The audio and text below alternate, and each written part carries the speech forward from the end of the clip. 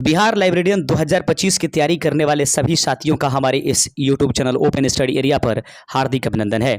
दोस्तों, आज के इस सेशन में हम देखने जा रहे हैं जीके के must important question general studies, अर्थात इसमें वैसे क्वेश्चंस आएंगे सामान्य अध्ययन से संबंधित जिसका लेवल बहुत ही तगड़ा होने जा रहा है।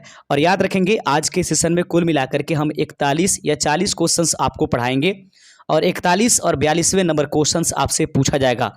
आज देखना यह है कि इस 40 प्रश्नों में आप कितने सही आंसर देते हैं और इसके लिए आप कितने तैयार हैं बिहार लाइब्रेरियन बनने के लिए। स्टेट एग्जामिनेशंस के लिए मस्ट इंपॉर्टेंट होगा और इस लेवल का क्वेश्चंस आएगा, आप ध्यान रखिएगा। तो आइए दोस्तों, शुरुआत करेंगे आज के इस सेशन के पहले क्वेश्चन के साथ। पहला प्रश्न जैसा कि आपके स्क्रीन पर है, गांधी जी द्वारा दक्षिण अफ्रीका में लिखी गई पहली पुस्तक का नाम क्या है। दोस्तों, आज के क्लास का मुख्य विशेषता यह है कि आज प्रश्नों का विश्लेषण भी चलेगा, यानी आंसर का विश्लेषण। गांधी जी द्वारा दक्षिण अफ्रीका में लिखी गई पहली पुस्तक का नाम क्या है। What was the name of the first book written by Gandhi ji in South Africa? That is the first number question of today's live sessions, and you are watching Open Study Area YouTube channel. Our options are: first number option truth and non-violence, and second is my experiments with truth, and third number option is Hind Swaraj and सत्याग्रह इन चंपारण। कहने का मतलब हुआ कि गांधी जी के द्वारा दक्षिण Africa में लिखी गई पहली पुस्तक का नाम क्या है। सत्य और अहिंसा, सत्य के साथ मेरे प्रयोग, हिंद स्वराज या सत्याग्रह इन चंपारण। दोस्तों, इस प्रश्न का सही आंसर हो जाएगा कि गांधी जी के द्वारा जो सबसे पहले अफ्रीका में पुस्तक लिखी गई, दिए गए ऑप्शन के अनुसार हिंद स्वराज इस प्रश्न का सही आंसर हो जाएगा। ऑप्शन नंबर सी इस प्रश्न का राइट आंसर है। दोस्तों, इस संबंध में बात करें कि गांधी जी के द्वारा दक्षिण अफ्रीका में लिखी गई पहली पुस्तक का नाम हिंद स्वराज है। यह पुस्तक 1919 में लिखी गई। पूछा जा सकता है कि गांधी जी के द्वारा जो पहली पुस्तक थी हिंद स्वराज, जिसको साउथ अफ्रीका में लिखा गया, वह कब लिखा गया। 1919 में लिखा गया, जब गांधी जी इंग्लैंड से दक्षिण अफ्रीका की यात्रा कर रहे थे, उसी दौरान उन्होंने ये लिखा है।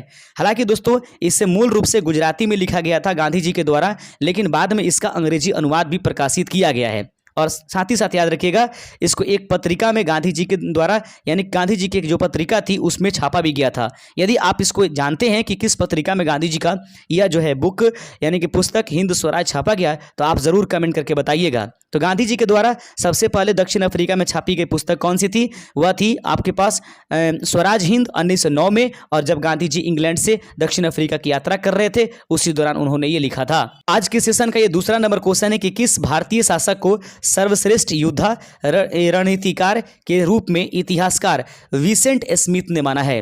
याद रखेंगे, विसेंट स्मिथ ने किस भारतीय शासक को सर्वश्रेष्ठ योद्धा और रणनीतिकार के रूप में इतिहास में मतलब उसको अंकित किया है।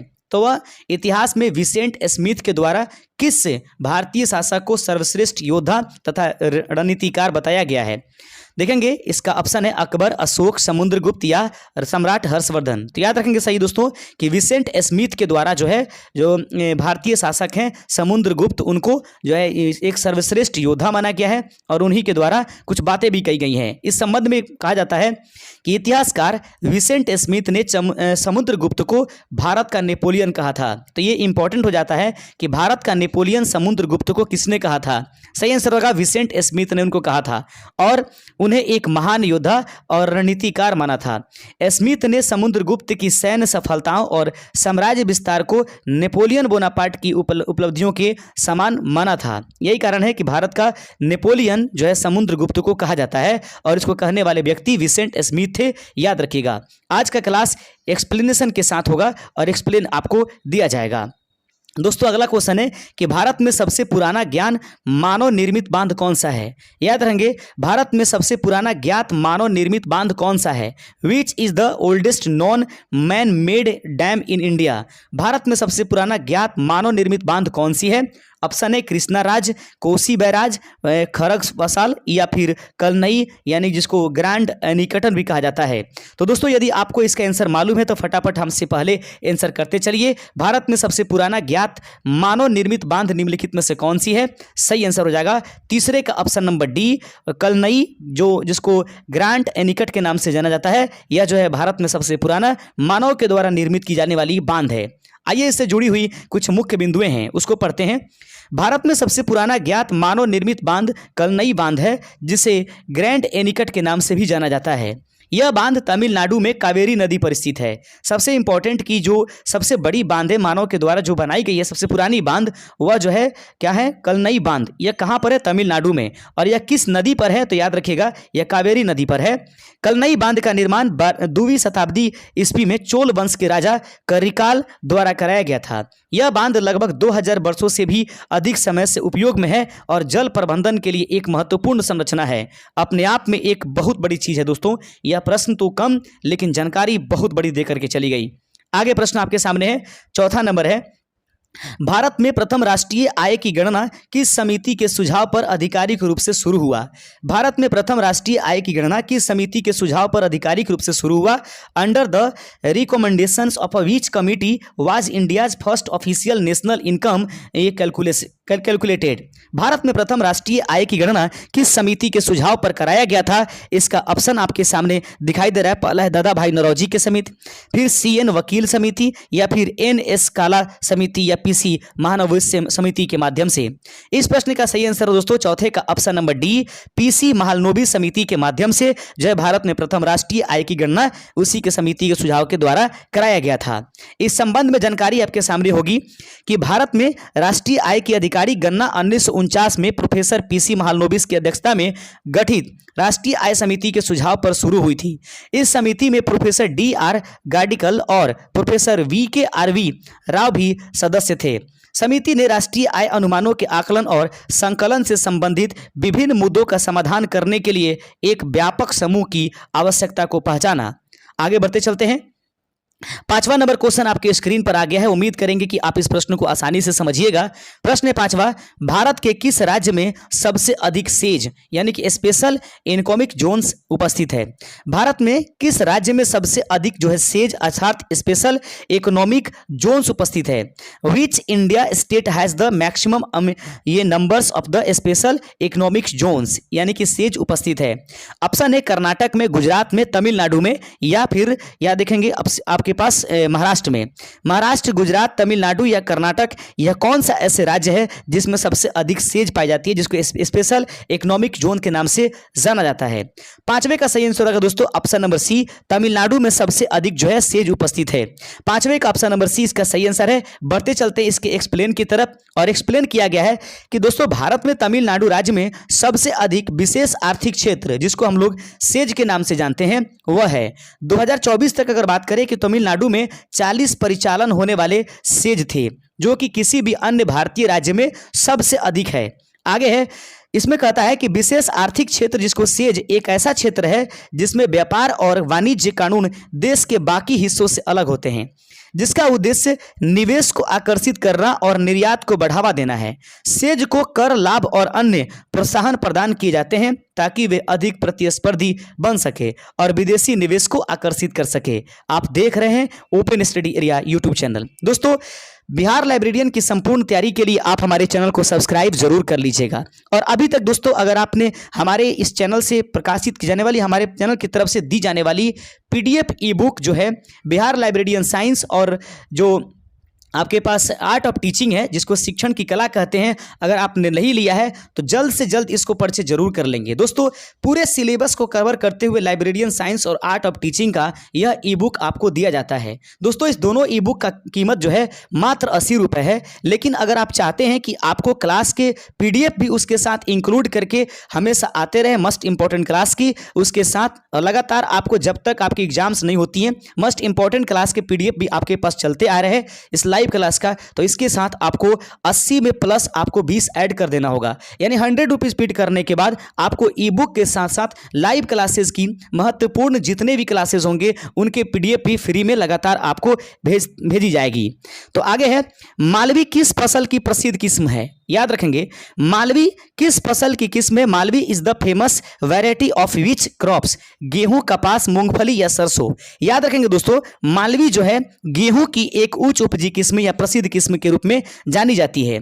इस संबंध में बात करें दोस्तों तो कहा जाता है कि मालवी गेहूं की एक प्रसिद्ध किस्म है। यह किस्म विशेष रूप से मध्य प्रदेश और आसपास के क्षेत्रों में उगाई जाती है और उच्च उपज देने वाली मानी जाती है। मालवी गेहूं की कुछ प्रमुख विशेषताएं ये है दोस्तों कि मालवी जो गेहूं है वह ऐसी किस्म है जो 60 से 65 क्विंटल प्रति हेक्टेयर तक उपज दे सकती है।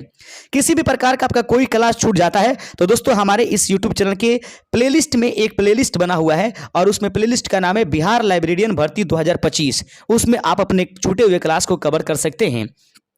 दिए गए व्हाट्सएप नंबर पर आप जो है कॉल करके या व्हाट्सएप करके आप जो है अपना ई बुक जो है पीडीएफ के रूप में 520 पेजों के साथ आप 1500-1600 क्वेश्चनों में प्राप्त कर सकते हैं और 20 रुपी चार्जेस के साथ 100 रुपीज़ टोटल के साथ आप ई बुक के साथ साथ प्रत्येक दिन आप अपना पीडीएफ महत्वपूर्ण क्लासेस का मंगा सकते हैं। किस अनुच्छेद के तहत राष्ट्रपति भारत में वित्तीय आपातकाल लागू करता है? प्रश्न है किस अनुच्छेद के तहत राष्ट्रपति भारत में वित्तीय आपातकाल लागू करता है? 7वें का सही आंसर हो जाएगा ऑप्शन नंबर सी। याद रखेंगे वित्तीय आपातकाल कहा गया है, आपातकाल में फाइनेंशियल इमरजेंसी कहा गया है और अब तक हमने देखा कि फाइनेंशियल इमरजेंसी भारत में अभी तक नहीं लगी हुई है। तो याद रखेंगे तो वह किस में है? 360 में है। एक और राष्ट्रीय आपातकाल है जिसके बारे में हम आगे चर्चा करेंगे, पहले इसको निपटा लेते हैं। दोस्तों भारत के संविधान के अनुच्छेद 360 में राष्ट्रपति को वित्तीय आपातकाल लागू करने का अधिकार देता है। अनुच्छेद 360 के अनुसार यदि राष्ट्रपति को यह विश्वास हो जाता है कि ऐसी स्थिति उत्पन्न हो गई है जिससे भारत या उसके किसी भाग की वित्तीय स्थिरता या साख को खतरा है तो ऐसी स्थिति में जो वित्तीय आपातकाल की घोषणा राष्ट्रपति करेगा। इसके तहत अनुच्छेद 360 राष्ट्रपति को वित्तीय आपातकाल लागू करने का अधिकार देता है यदि वह संतुष्ट है कि देश की वित्तीय स्थिति खतरे में है तो 360 अनुच्छेद के तहत वह वित्तीय जो है राष्ट्रपति शासन लगा सकता है आपातकाल। 8वां नंबर क्वेश्चन आपके सामने है कि कौन सी धारा राष्ट्रपति को आपातकाल की घोषणा करता है? याद रखेंगे एक है वित्तीय आपातकाल और एक राष्ट्रीय आपातकाल। तो राष्ट्रीय आपातकाल में which article allows the president to the proclaim emergency. याद रखेंगे प्रोक्लेम इमरजेंसी लगाने के लिए कौन सी धारा आपके लिए काम करती है? इस प्रश्न का सही आंसर हो जाएगा 8वें का ऑप्शन नंबर ए, यानी कि दोस्तों 352 नंबर अनुच्छेद के तहत राष्ट्रपति जो है आपातकाल लगा सकता है, लेकिन वित्तीय आपातकाल 360 के तहत लगा सकता है। इन दोनों क्वेश्चनों को एक साथ इसलिए किया गया है ताकि आप दोनों में डिफरेंस समझ सकें। दोस्तों इसमें कहा जाता है कि भारतीय संविधान का अनुच्छेद 352 राष्ट्रपति को राष्ट्रीय आपातकाल की घोषणा करने का अधिकार देता है। संविधान की वेबसाइट के अनुसार यह आपातकाल तब घोषित किया जाता है जब भारत या उसके किसी हिस्से की सुरक्षा को युद्ध या बाहरी आक्रमण या सशस्त्र विद्रोह से खतरा हो। तो याद रखेंगे युद्ध, बाहरी आक्रमण तथा सशस्त्र विद्रोह से खतरा अगर होती है तो भारत के राष्ट्रपति भारतीय संविधान का अनुच्छेद नंबर 352 का उपयोग करके राष्ट्रीय आपातकाल लगाता है। लेकिन अगर 360 की बात करें तो ऐसे लगता है कि भारत की वित्तीय स्थिति खतरे में आती है तो 360 आर्टिकल का प्रयोग करके राष्ट्रपति आपातकाल लगा सकता है। आगे प्रश्न आपके सामने है।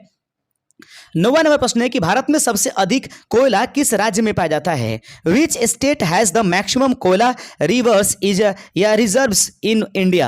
भारत में सबसे अधिक कोयला किस राज्य में पाया जाता है? झारखंड, उड़ीसा, छत्तीसगढ़ या पश्चिम बंगाल। यह बीपीएससी में क्वेश्चन भी पूछा गया था 17वीं में। इस प्रश्न का सही आंसर है कि भारत में सबसे अधिक कोयला झारखंड राज्य में उपस्थित है। याद रखेंगे इस संबंध में बात करता है दोस्तों कि भारत में सबसे अधिक कोयला झारखंड राज्य में पाया जाता है, जिसमें झड़िया, बोकारो और अन्य कोयला क्षेत्र इसी राज्य में उपस्थित हैं। आगे बढ़ते चलते हैं। 10वां नंबर क्वेश्चन है कि निम्नलिखित में से किस वर्ष भारत में पहली बार आर्थिक गणना हुई थी? In which years was the first economic census conduct in India. निम्नलिखित में से किस वर्ष भारत में पहली बार आर्थिक गणना हुई थी? 10वें का सही आंसर हो जाएगा ऑप्शन नंबर बी। सन 1977 ईस्वी में भारत में पहली बार आर्थिक गणना हुई थी। अगला क्वेश्चन दोस्तों, जिस क्वेश्चन का एक्सप्लेन जरूरी नहीं है उसको हम एक्सप्लेन नहीं करेंगे। भारत में पंचायती राज का पहला राज्य कौन बना? भारत में पंचायती राज का पहला राज्य कौन बना था? Which was the first state of the implement Panchayati Raj in India. Rajasthan, Uttar Pradesh, Madhya Pradesh या गुजरात। इस प्रश्न का सही आंसर है ऑप्शन नंबर ए। राजस्थान जो है भारत में पंचायती राज का पहला राज्य बना था। इस संबंध में दोस्तों कंटेंट है कि भारत में पंचायती राज व्यवस्था को सबसे पहले राजस्थान राज्य ने लागू किया। 2 अक्टूबर 1959 ईस्वी को नागौर जिले में तत्कालीन प्रधानमंत्री पंडित जवाहरलाल नेहरू ने इसका उद्घाटन किया था। तो याद रखेंगे यह कंटेंट हो जाती है पूरा। आगे बढ़ते चलते हैं। 12वां नंबर क्वेश्चन देख लीजिएगा, महाजनपद काल में सबसे शक्तिशाली राज्य कौन था? Which was the must powerful ये महाजनपद? याद रखेंगे, महाजनपद काल में सबसे शक्तिशाली राज्य कौन माना जाता था? इस प्रश्न का सही आंसर है मगध। याद रखेंगे, मगध से संबंधित कुछ बिंदु हैं दोस्तों। मगध महाजनपद की राजधानी पहले राजगिरी थी। ऐसे भारत में जो है दोस्तों 16 महाजनपद थे, जिसमें मगध जो था वह बिहार में था और यह जो था सबसे शक्तिशाली महाजनपद था। इसकी राजधानी पहले राजगिरी में थी, जिसको राजगीर कहते हैं, जिसे बाद में पाटलिपुत्र स्थानांतरित किया गया और पाटलिपुत्र वर्तमान पटना शहर है। याद रखेंगे। आगे बढ़ते चलते हैं। 13वां नंबर क्वेश्चन है कि संविधान में अनुच्छेद 17 किससे संबंधित है? Article 17 of the constitution deals with. याद रखेंगे, संविधान में अनुच्छेद 17 किससे संबंधित है? धर्म की स्वतंत्रता, अस्पृश्यता उन्मूलन, शिक्षा का अधिकार या अल्पसंख्यक अधिकार? दोस्तों इस प्रश्न का सही आंसर है 13वें नंबर का ऑप्शन नंबर बी, अस्पृश्यता का उन्मूलन जो है भारतीय संविधान के अनुच्छेद 17 में इससे संबंधित रखता है।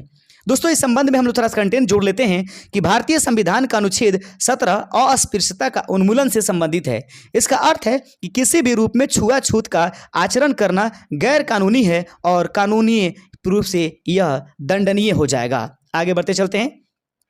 14 नंबर क्वेश्चन है, सिंधु घाटी सभ्यता में कौन सा बंदरगाह था? सिंधु घाटी सभ्यता में कौन सा बंदरगाह था? Which was the port of the Indus valley civilization? Mohenjo-daro, Lothal, Harappa या कालीबंगा? दोस्तों फटाफट इसका आंसर कमेंट कीजिए कि सिंधु घाटी सभ्यता में वह कौन सा स्थान है जहां पर बंदरगाह था।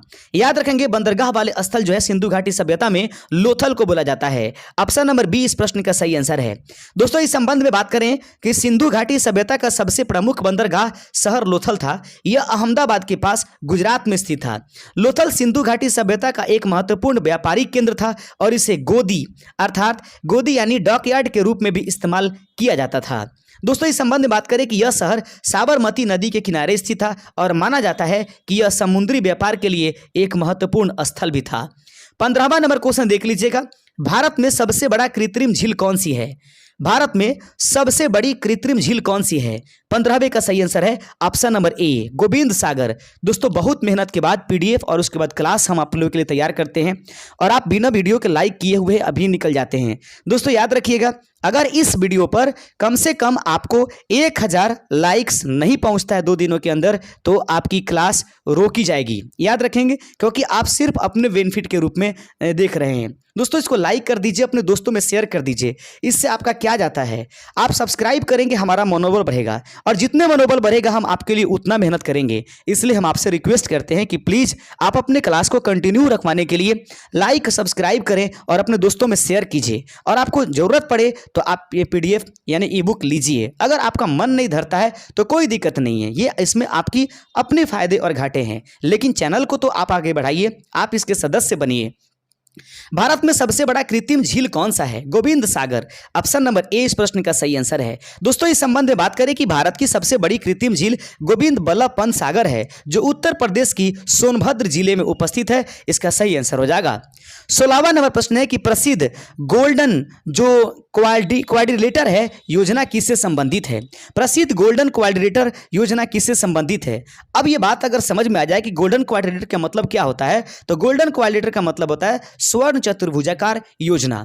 इसका सही आंसर हो जाएगा दोस्तों, यह सड़क से संबंधित है। ऑप्शन नंबर बी इस प्रश्न का सही आंसर हो जाएगा। दोस्तों इसे हम लोग प्रसिद्ध स्वर्णिम चतुर्भुज योजना कहते हैं, जिसके अंतर्गत भारत के 4 प्रमुख महानगरों दिल्ली, मुंबई, कोलकाता और चेन्नई को जोड़ने वाला एक सड़क परियोजना है। यह भारत की सबसे बड़ी राजमार्ग परियोजनाओं में से एक है और इसका उद्देश्य इन शहरों के बीच यात्रा के समय और दूरी को कम करना है। इसका सही आंसर आप देख चुके हैं। आगे 17 नंबर क्वेश्चन है।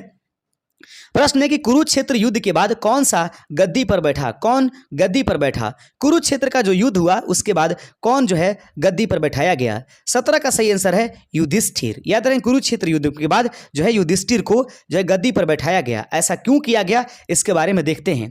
दोस्तों कुरुक्षेत्र युद्ध के बाद युधिष्ठिर हस्तिनापुर के सिंहासन पर बैठे। उन्हें पांडवों का सबसे बड़ा भाई होने के नाते और धर्म, न्याय और सच्चाई के प्रति उनकी प्रतिबद्धता के कारण राजा बनाया गया था। इस संबंध में अगर बात करें दोस्तों कि कुरुक्षेत्र युद्ध के बाद युधिष्ठिर जो थे, कुरुक्षेत्र युद्ध के बाद युधिष्ठिर को हस्तिनापुर का राजा बनाया गया। उन्हें पांडवों का सबसे बड़ा भाई होने और धर्म की सच्चाई के प्रति इसके कारण यह राजा बनाया गया। इसको दोबारा रिपीट कर दिया गया। 18 नंबर क्वेश्चन आपके सामने है कि निम्नलिखित में से किस संविधान संशोधन में मतदान की आयु घटाई गई? वह संविधान की भारतीय संविधान में होने वाली कौन सी संशोधन थी जिसके तहत भारतीय संविधान की यह संशोधन में मतदान की आयु घटाई गई, यानी मतदाताओं की आयु सीमा जो 21 वर्ष से 18 वर्ष कर दिया गया। 18 का सही आंसर है ऑप्शन नंबर सी। याद रखेंगे 61वें संविधान संशोधन के तहत भारत में मतदाताओं की उम्र को 21 साल से घटाकर ये 18 साल किया गया 61वें संविधान से। भारत में 61वें संविधान संशोधन के द्वारा मतदान की आयु 21 वर्ष से घटाकर 18 वर्ष कर दी गई। यह संशोधन 1989 में लागू हुआ था और इसके तहत संविधान के अनुच्छेद 326 में संशोधन किया गया था, जो लोकसभा और राज्य विधानसभाओं के चुनाव में वयस्क मताधिकार से संबंधित है। तो याद रखेंगे लोकसभा और विधानसभाओं में चुनाव से वयस्क मताधिकार से कौन सा संविधान संशोधन अनुच्छेद संबंधित है? 326 में जो है संशोधित किया गया 1989 ईस्वी में। 61वां संविधान संशोधन था दोस्तों। 19 नंबर क्वेश्चन है, भारत का सबसे पुराना तेल क्षेत्र कौन सा है? भारत का सबसे पुराना तेल क्षेत्र कौन सा है? सही आंसर है 19 नंबर प्रश्न का option number C, Digboi. Bharat का सबसे पुराना तेल क्षेत्र जो है वह डिगबोई है। इसका सही आंसर डिगबोई था। याद रखेंगे दोस्तों डिगबोई से संबंधित कुछ बिंदुएं हैं। भारत का सबसे पुराना तेल क्षेत्र अगर पूछा जाए तो डिगबोई ही है, जो असम राज्य में स्थित है। यह क्षेत्र 19वीं सदी के अंत में खोजा गया था और 1901 में यहाँ एशिया की पहली रिफाइनरी स्थापित की गई थी, जिसको डिगबोई कहा गया। भारत की तेल नगरी के रूप में भी डिगबोई को जाना जाता है। वहीं पर बात करें कि यहाँ कुछ अतिरिक्त जानकारी भी है। डिगबोई तेल क्षेत्र जो है यह असम के तिनसुकिया जिले में उपस्थित है। तो पूछा जाएगा असम के किस जिले में जो है डिगबोई तेल क्षेत्र उपस्थित है? तिनसुकिया इसका सही आंसर हो जाएगा। दोस्तों इस संबंध में अगर बात करें कि 1901 में डिगबोई में एशिया की पहली तेल रिफाइनरी भी शुरू की गई थी। आगे बढ़ते चलते हैं अगले क्वेश्चन की तरफ। 20वां नंबर क्वेश्चन आपके सामने है कि विश्व में सबसे ऊंची जलप्रपात कौन सी है? Which is the world's highest waterfall? विश्व की सबसे ऊंची जलप्रपात निम्नलिखित में से कौन सी है? विश्व का सही आंसर हो जाएगा एंजल फॉल जो है, या एंजल जो जलप्रपात है वो विश्व की सबसे ऊंची जलप्रपात है। इस संबंध में बात की जाती है कि दुनिया का सबसे ऊंचा जलप्रपात एंजल फॉल्स है, जो वेनेजुएला में उपस्थित है। वेनेजुएला में उपस्थित है। इसकी ऊंचाई 979 मीटर अर्थात 3212 फीट है। आगे बढ़ते चलते हैं। 21वां नंबर क्वेश्चन आपके सामने है और प्रश्न है दोस्तों देखिएगा 21 नंबर, हड़प्पा सभ्यता का काल किस युग में आता है? हड़प्पा सभ्यता का काल किस युग में आएगा? Indus valley civilization belong to which age? कांस्य, लौह, नव युग, नव पाषाण या पूरा पाषाण? सही आंसर है दोस्तों 21 नंबर का ऑप्शन नंबर ए जो है हड़प्पा सभ्यता जो है उसका काल जो है नव कांस्य युग के रूप में जानी जाती है। आप देख रहे हैं open study area YouTube channel को सब्सक्राइब करिए और अपने दोस्तों में जरूर शेयर कीजिए। अधिक से अधिक इस चैनल को फैलाइए। जितना फैलेंगे उतना ही हम लोग निखरेंगे और जितना निखरेंगे उतना ही हमारे ऊपर शक्तियां आएंगी और हम लगातार आपके लिए मेहनत करेंगे। हड़प्पा सभ्यता जिसे सिंधु घाटी सभ्यता भी कहा जाता है कांस्य युग में आती है। यह सभ्यता 3300 ईस्वी पूर्व से 1300 ईस्वी पूर्व तक और अपने परिपक्व रूप से अगर देखा जाए तो 2500 ईस्वी पूर्व से 1900 ईस्वी पूर्व तक फली फूली है। आगे है क्वेश्चन है आपके सामने कि किस राज्य में ब्लू माउंटेन स्थित है? In which state the blue mountain located? इस प्रश्न का सही आंसर है 22वें का ऑप्शन नंबर बी। वह कौन सा राज्य है भारत का जिसमें ब्लू माउंटेन है? मिजोरम इस प्रश्न का सही आंसर है। एक्सप्लेन कर लेते हैं इसका। भारत में ब्लू माउंटेन या फोंगपुई मिजोरम राज्य में उपस्थित है। यह मिजोरम की सबसे ऊंची चोटी है जो म्यांमार सीमा के पास दक्षिण पूर्वी मिजोरम में उपस्थित है। दोस्तों इस संबंध में बात करें कि फोंगपुई जिसे ब्लू माउंटेन भी कहा जाता है मिजोरम राज्य के दक्षिणी पूर्वी हिस्से में म्यांमार सीमा के पास स्थित है। यह मिजो हिल्स यानी कि लुसाई हिल्स का सबसे ऊंचा पर्वत है जिसकी ऊंचाई 2157 मीटर है। आगे बढ़ते चलते हैं। 23 नंबर क्वेश्चन आपके सामने है। भारत का राष्ट्रीय आय का प्रथम अनुमान किसने तैयार किया? भारत के राष्ट्रीय आय का प्रथम अनुमान जो है किनके द्वारा तैयार किया गया है? 23वें का सही आंसर हो जाएगा ऑप्शन नंबर बी। दादा भाई नौरोजी के द्वारा भारत के राष्ट्रीय आय का प्रथम अनुमान तैयार किया गया। इससे संबंधित बिंदु है दोस्तों कि भारत का राष्ट्रीय आय का पहला अनुमान दादा भाई नौरोजी ने किया। 1867 से 1868 का वो दौर था।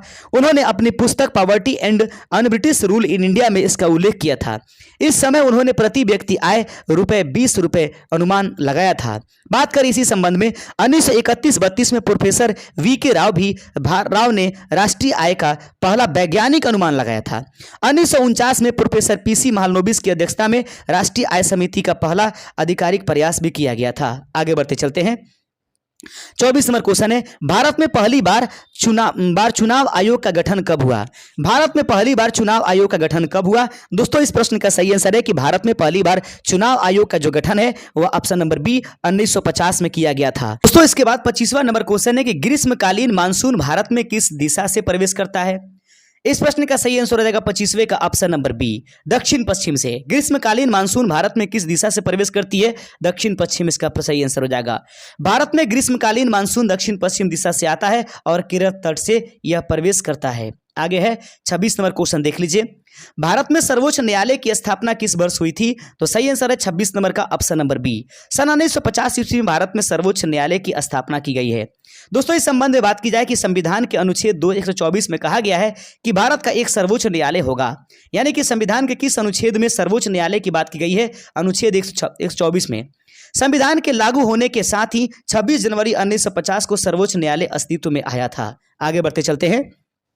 27 नंबर क्वेश्चन आपके सामने है, भारत में सबसे लंबी नदी कौन सी है? आप सभी जानते हैं गंगा इस प्रश्न का सही आंसर हो जाएगा। इस सेट का सबसे आसान प्रश्न अभी आपके सामने उपस्थित था, लेकिन कंटेंट देखिए। भारत की सबसे लंबी नदी गंगा है जिसकी लंबाई 2525 किलोमीटर है। यह नदी उत्तराखंड में गंगोत्री ग्लेशियर से निकलती है और बंगाल की खाड़ी में मिलती है। गंगा नदी भारत के उत्तरी भाग में एक महत्वपूर्ण जलमार्ग है और इसे हिंदुओं द्वारा पवित्र माना जाता है। आगे बढ़ते चलते हैं। 28 नंबर क्वेश्चन है, प्रश्न आपके सामने है कि अमीर खुसरो किसके दरबार में थे? अमीर खुसरो किसके दरबार में थे? 28 नंबर प्रश्न का सही आंसर है option number C Alauddin Khilji. Amir Khusrau जिसके दरबार में थे उनका नाम था अलाउद्दीन खिलजी। इनके बारे में आइए पढ़ लेते हैं। दोस्तों कहा जाता है कि अमीर खुसरो अलाउद्दीन खिलजी के दरबार में एक प्रसिद्ध संगीतकार थे। वे दिल्ली सल्तनत के 7 अलग अलग शासकों के दरबार में रहे, लेकिन अलाउद्दीन खिलजी के दरबार में उनका कार्यकाल सबसे प्रसिद्ध और महत्वपूर्ण माना जाता है। अमीर खुसरो को भारत की आवाज या तोता ए हिंद के नाम से भी जाना जाता है। 30वां नंबर प्रश्न है कि किस अनुच्छेद में राजस्व आयोग का उल्लेख है? Financial commission is the mention in which article in our constitution. 30वें का सही आंसर हो जाएगा ऑप्शन नंबर ए 280 में जो है भारतीय संविधान में राजस्व आयोग का ये बात कही गई है। दोस्तों कहा जाता है कि भारतीय संविधान में वित्त आयोग का उल्लेख अनुच्छेद 280 में है। संविधान के अनुसार यह संवैधानिक निकाय है जो केंद्र और राज्यों के बीच वित्तीय संबंधों को परिभाषित करने के लिए बनाया गया है। वित्त आयोग की सिफारिशें राष्ट्रपति को सौंपी जाती है और फिर संसद के समक्ष रखी जाती है। अगला प्रश्न है, तैमूर किस वर्ष भारत आया था? 31 नंबर प्रश्न का सही आंसर है कि तैमूर किस वर्ष भारत आया था? सही आंसर है ऑप्शन नंबर ए 1398 ईस्वी में तैमूर जो है भारत आया था। देखिए दोस्तों तैमूर 1398 में भारत आया था। उसने 17 दिसंबर 1398 को दिल्ली पर कब्जा कर लिया था। 32 नंबर क्वेश्चन आपके सामने है। 32वां नंबर क्वेश्चन थोड़ा सा और छोटा करने की जरूरत पड़ेगी। दोस्तों देख लेंगे प्रश्न आपके सामने 32 नंबर आपके स्क्रीन पर है। प्रश्न कहता है कि भारत के किस संविधान संशोधन अधिनियम के द्वारा पंचायती राज को संवैधानिक दर्जा दिया गया? भारत के किस संविधान संशोधन अधिनियम के द्वारा पंचायती राज को संवैधानिक दर्जा दिया गया है? 32 का सही आंसर हो जाएगा ऑप्शन नंबर बी 73वें संविधान संशोधन के द्वारा। आगे बढ़ते चलते हैं अगले नंबर क्वेश्चन, लेकिन इसके पहले हम लोग पढ़ लेते हैं थोड़ा सा, इसको थोड़ा गौर कीजिएगा। कहता है कि भारत में पंचायती राज को संवैधानिक दर्जा 73वें संविधान संशोधन के द्वारा 1992 के माध्यम से दिया गया है। इसके तहत पंचायतों को 3 स्तरीय ढांचे में बांटा गया है और ग्राम सभा को भी संवैधानिक दर्जा प्रदान की गई है। अगला प्रश्न, और ये रहेगा 33 नंबर प्रश्न आपके स्क्रीन पर। टोटल हम लोग 40 क्वेश्चंस देखने जाएंगे। किस वर्ष भारत में पहली बार बैंक का राष्ट्रीयकरण हुआ? किस वर्ष भारत में पहली बार बैंकों का राष्ट्रीयकरण किया गया? 33 का सही आंसर है ऑप्शन नंबर सी 1969 में सबसे पहले भारत में पहली बार बैंकों का राष्ट्रीयकरण कराया गया। इस संबंध में है दोस्तों कि भारत में पहली बार बैंकों का राष्ट्रीयकरण 1969 में हुआ। 19 जुलाई 1969 को तत्कालीन प्रधानमंत्री इंदिरा गांधी ने 14 प्रमुख निजी वाणिज्यिक बैंकों का राष्ट्रीयकरण किया था। आगे बढ़ते चलते हैं। 34 नंबर क्वेश्चन है कि अनुच्छेद 14 किससे संबंधित है? अनुच्छेद किस 34 किससे संबंधित है? सही आंसर है 34 का ऑप्शन नंबर ए, यह समानता के अधिकार से संबंधित है। अनुच्छेद 14 इस संबंध में है दोस्तों कि अनुच्छेद 14 भारत के संविधान में समानता के अधिकार से संबंधित है। यह अनुच्छेद विधि के समक्ष समानता और विधियों के समान संरक्षण प्रदान करता है, जिसका अर्थ है कि राज्य भारत के क्षेत्र में किसी भी व्यक्ति को कानून के समक्ष समानता या विधियों का समान संरक्षण से वंचित नहीं करेगा। आगे बढ़ते चलते हैं। आगे क्वेश्चन है 35वां नंबर क्वेश्चन है कि सिंधु घाटी सभ्यता में अग्निकुंड कहाँ है? प्रश्न आपके सामने कि सिंधु घाटी सभ्यता में जो आपके पास अग्निकुंड है वो कहाँ है? इस प्रश्न का सही आंसर है कि दोस्तों लोथल और उसके बाद आपके पास 35 का, उसके बाद कालीबंग, इन दोनों में है। उपर्युक्त में से एक से अधिक इसका सही आंसर है। ऑप्शन नंबर डी इस प्रश्न का सही आंसर था। सिंधु घाटी सभ्यता में अग्निकुंड, अग्निदिवाय जो है कालीबंगा और लोथल दोनों में उपस्थित है। आगे बढ़ते चलते हैं। प्रश्न है कि विश्व का सबसे बड़ा रेगिस्तान कौन सा है? दिए गए ऑप्शन के अनुसार इसका सही आंसर हो जाएगा अंटार्कटिका। याद रखिएगा, ऐसा ना करिए कि सहारा आप नहीं करिएगा, इसमें कुछ बातें छुपी हुई है, इसलिए ध्यान रखिएगा। ऐसा नहीं कि गलत आपको पढ़ा दिया गया, एक्सप्लेन देखिएगा तब पता चलेगा। विश्व का सबसे बड़ा रेगिस्तान अंटार्कटिका है। ऐसा क्यों है? तो आइए इसके बारे में देखते हैं। दोस्तों दुनिया का सबसे बड़ा रेगिस्तान अंटार्कटिका है। यह लगभग 14 मिलियन वर्ग किलोमीटर यानी 5.5 मिलियन वर्ग मील पर उपस्थित है। हालांकि जब सबसे बड़ा गर्म रेगिस्तान की बात कही जाती है तो यह सहारा रेगिस्तान होती है, तो जो कि उत्तरी अफ्रीका में है। अगर गर्म स्थान का जो रेगिस्तान पूछा जाएगा तो आप उसको कहिएगा सहारा रेगिस्तान, लेकिन सिर्फ रेगिस्तान पूछा जाएगा तो अंटार्कटिका आपको सही आंसर करना होगा। 37 नंबर क्वेश्चन है कि किस अर्थशास्त्री ने पूंजी लिखी है, यानी कि दास कैपिटल लिखी है? निम्नलिखित में से वह कौन अर्थशास्त्री है जिनके द्वारा दास कैपिटल लिखा गया है? सही आंसर है कार्ल मार्क्स के द्वारा ये जो है दास कैपिटल लिखा गया है। इस संबंध में बताया गया है कि दास कैपिटल पुस्तक कार्ल मार्क्स के द्वारा लिखी गई। यह पुस्तक 1867 ईस्वी में प्रकाशित की गई थी। आगे है 38 नंबर क्वेश्चन। सावरकर बंधुओं ने किस क्रांतिकारी संगठन की स्थापना किया था? याद रखेंगे, सावरकर ब्रदर्स फाउंडेड विच रिवोल्यूशनरी ग्रुप। याद रखें, सावरकर बंधुओं ने किस क्रांतिकारी संगठन को स्थापना किया था? सही आंसर है अभिनव भारत। 38 का ऑप्शन नंबर ए इस प्रश्न का सही आंसर हो जाएगा। इस संबंध में एक्सप्लेन है दोस्तों कि सावरकर बंधुओं जिनको विनायक दामोदर सावरकर और गणेश दामोदर सावरकर कहते हैं, ने अभिनव भारत नामक एक क्रांतिकारी संगठन की स्थापना की थी। इसे 1904 में स्थापित किया गया था और शुरुआत में इसे मित्र मेला के नाम से जाना जाता था। आगे बढ़िए, 39 नंबर क्वेश्चन आपके सामने है। भारत में ब्लैक सॉइल किसके लिए प्रसिद्ध है? निम्नलिखित में से ब्लैक सॉइल यानी काली मिट्टी किसके लिए प्रसिद्ध है? 39 का सही आंसर ऑप्शन नंबर बी कपास यानी कॉटन के लिए यह प्रसिद्ध है। भारत में देखेंगे, भारत में काली मिट्टी ब्लैक सॉइल कपास की खेती के लिए प्रसिद्ध है। इसे काली कपास मिट्टी या रेगुड़ मिट्टी भी कहा जाता है। यह मिट्टी दक्कन के पठार क्षेत्र में पाई जाती है। खासकर महाराष्ट्र, मध्य प्रदेश और गुजरात में इसकी उच्च जल धारण क्षमता और उपजाऊ तत्वों के कारण यह कपास के अलावा अन्य फसलों के लिए जैसे दाल, बाजरा, गन्ने के लिए भी उपयोगी है। 40वां नंबर क्वेश्चन आपके सामने है। प्रश्न है कि कौन सा यंत्र दिशा मापने के लिए प्रयोग होती है? निम्नलिखित में से वह कौन सा यंत्र जिसका प्रयोग दिशा मापने के लिए करते हैं? 40 का सही आंसर हो जाएगा ऑप्शन नंबर सी कंपास का प्रयोग जो होता है दिशा मापने के लिए की जाती है। दोस्तों 40 क्वेश्चन हो गए हैं। अब 2 क्वेश्चन आज हम आप लोग के छोड़ के जाते हैं। पहले हम 1 क्वेश्चन छोड़ते थे, आपको ऑप्शन इसका आंसर करने हैं क्वेश्चन नंबर के साथ। पहला है प्रश्न कि किस मुगल सम्राट के शासन में east India company Bharat I? During whose reign did the East India Company come to in India? याद रहे किस मुगल सम्राट के शासन में ईस्ट इंडिया कंपनी भारत में आई थी? इस प्रश्न का आंसर आपको कमेंट करना है। और एक प्रश्न आपके पास और है और वो ये है 44 नंबर, देख लीजिए। संविधान सभा के अस्थायी अध्यक्ष कौन थे? Who was the permanent president of the Constituent Assembly?